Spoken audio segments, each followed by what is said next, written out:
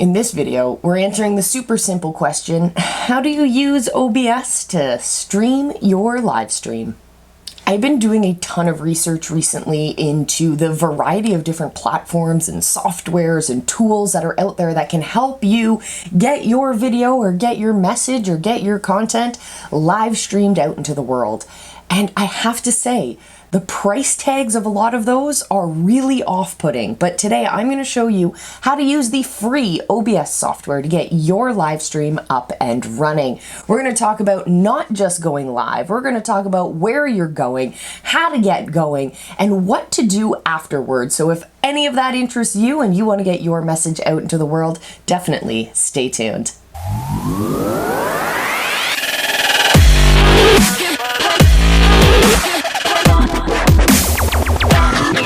So one of the first most important things you need to think about is, where are you streaming to? So this is a question you have to ask yourself before you even download OBS. You need to figure out if you're streaming directly to Twitch or directly to your YouTube channel or your Facebook page or your Facebook group, whatever it is.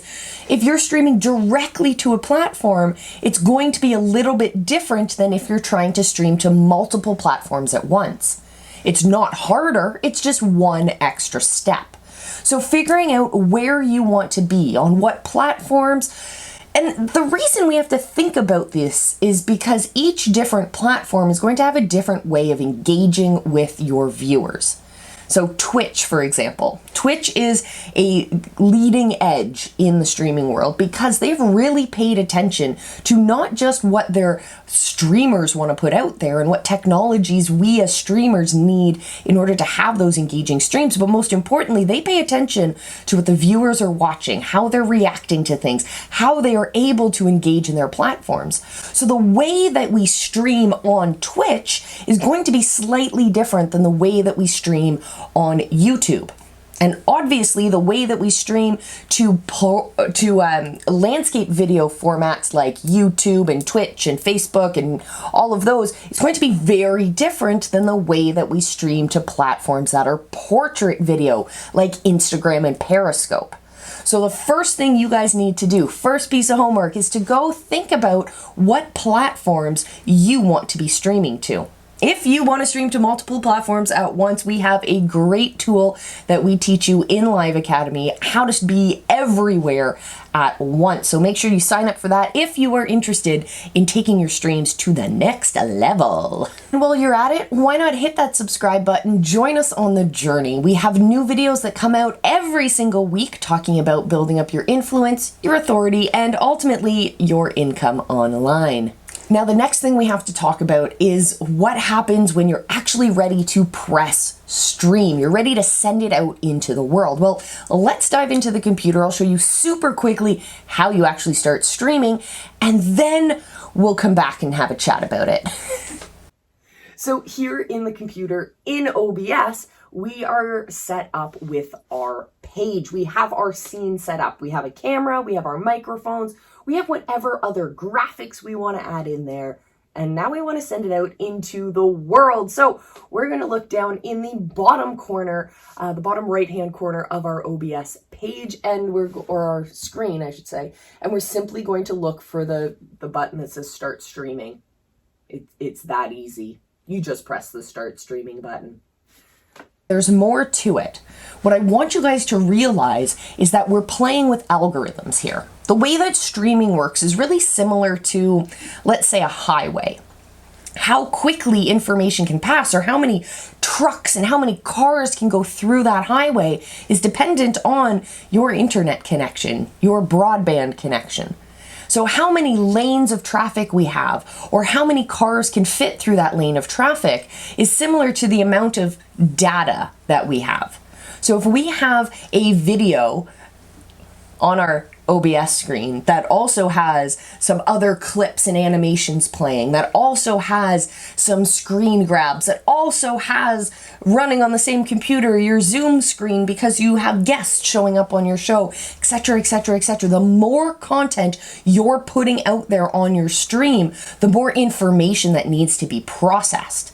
So what we need to remember is that we need to keep in mind that processing all that information takes time.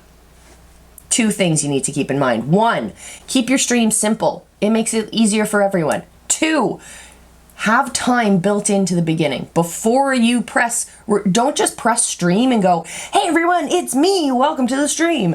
Because most people are not going to hear at least those first 5 seconds. And definitely if it's a live stream on a platform like Twitch, for example. Twitch takes about 5 minutes to send out the notifications to all of your followers. So you have like 5 minutes of dead air to kill before your people start showing up and watching. So keep that in mind. On Facebook, it's a little bit shorter than that. On YouTube, it's around the 5 minute mark, a little bit shorter than that. And that's why a lot of streamers will have opening screens. They'll have a timer or a green room. We call it a waiting room. There's lots of different words for it and lots of different ways that they appear.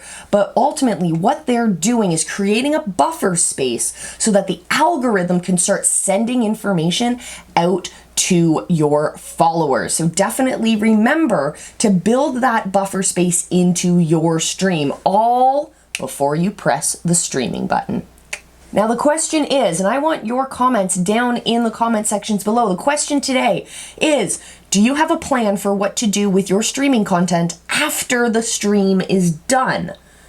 A lot of people don't. A lot of people have this idea that they're just going to create this stream, it's going to go live, it's going to go viral, and then they can forget about it and move on to the next stream.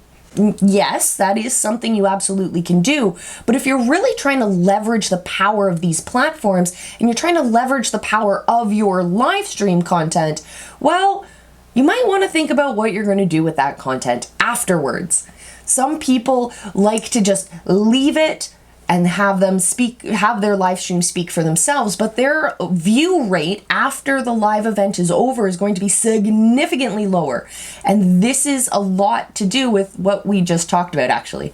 When you build in those buffer spaces at the beginning of your stream, when they're no longer needed, when that stream is now evergreen, you can chop out those waiting screens. So on certain stream editors, you can chop out those waiting rooms so that when people are viewing that stream after it's done, they just go straight into the interesting content and they can skip that waiting room countdown clock or things like that. If you keep your buffer space with something interesting on it, I find that viewer rates are significantly higher in those cases. So play around with those, but also think about repurposing your content. I like to teach that you build a format for your show. And we do this for a bunch of different reasons, but importantly right now is that when you have a format, you can create these little snippet segments that are really easy to just go into your stream, chop, you have that little piece of micro content that you can repurpose on your different platforms. If you have a segment of your video that asks a really interesting question, why not chop that out, create a Instagram Reels about it, for example, drive some engagement on another platform, and that will help ease the curve of conversion for your followers who may be following you on one platform, but they're not watching your general content, or they're not watching your streams, or you think that they really should, or that part of the journey is part of their customer ascension journey. Whatever it is, think about what your plan for the content is after it's gone live already. If you're interested in learning more about leveling up your influence, your authority, or your income online using your live stream to generate those new leads, to ascend those new customers, and ultimately to make more money, then I definitely recommend you hit the link down below and join us for the Visibility Hacking Secrets trainings. They're my favorite strategies that we use in the visibility hacking movement, all put together for you to consume nice and quickly. So definitely check that link below. And in the meantime, have a great day. Enjoy these videos, and I will see you again in our next one.